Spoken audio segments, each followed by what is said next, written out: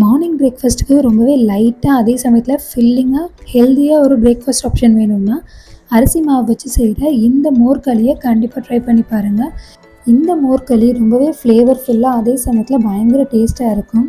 இதை ஒரே ஒரு தடவை ட்ரை பண்ணிங்கன்னா அடிக்கடி உங்கள் வீட்டில் செய்வீங்க. அவ்வளோ ஈஸியாக செய்கிற குயிக்கான ஆப்ஷனும் கூட இது.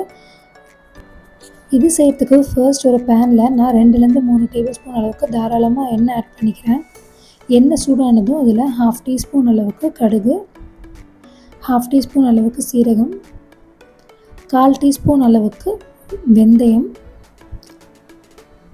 கூடவே ஒரு 1/2 டீஸ்பூன் அளவுக்கு பெருங்காயத்தூள், பொடியாக கட் பண்ண பச்சை மிளகாய் 2, பொடியாக கட் பண்ண சின்ன துண்டு இஞ்சி, ஒரு பிஞ்ச் மஞ்சள் தூள், கூடவே ஒரு கொத்து கருவேப்பிலை போட்டு எல்லாத்தையும் நல்லா வதக்கிக்கோங்க.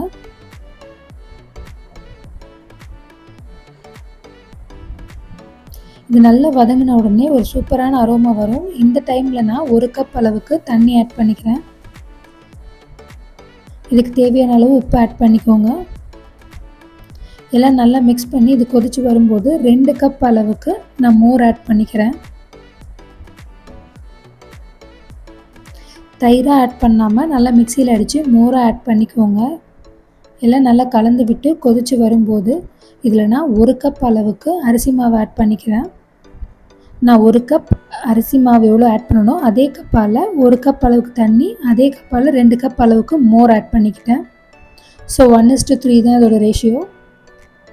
ஸோ இப்போ இதை நல்லா கட்டி இல்லாமல் நல்லா கலக்கிக்கலாம். நீங்கள் கரண்டிக்கு பதிலாக விஸ்க் வச்சு கலக்குனீங்கன்னா உங்களுக்கு ரொம்பவே ஈஸியாக இருக்கும். நல்லா கலக்கிட்டு இப்போ இதை ஒரு ஃபியூ மினிட்ஸ் மூடி போட்டு குக் பண்ணிக்கலாம். பாருங்கள், ஒரு 5 மினிட்ஸ் நல்லா மீடியம் ஃப்ளேமில் குக் பண்ணி எடுத்திங்கன்னா சூப்பரான மோர்களி ரெடி ஆகிடுச்சு. நீங்களும் கண்டிப்பாக ட்ரை பண்ணி பாருங்கள். ரொம்பவே சூப்பராக இருக்கும். பிடிச்சா லைக் அண்ட் கமெண்ட் பண்ணுங்கள். ஃப்ரெண்ட்ஸ் அண்ட் ஃபேமிலிக்கு ஷேர் பண்ண மறக்காதீங்க. கூடவே நம்ம சேனலை சப்ஸ்கிரைப் பண்ணவும் மறந்துடாதீங்க. தேங்க்யூ.